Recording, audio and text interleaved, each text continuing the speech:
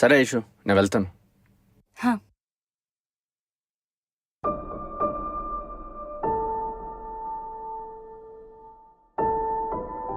అవును విక్రమ్, నువ్వెవరిని ప్రేమించలేదా? నేను ప్రేమించిన అమ్మాయి నన్ను తన గురించి అడుగుతుంది. ఏంటి ఇదంతా నా ప్రశ్నకు జవాబా?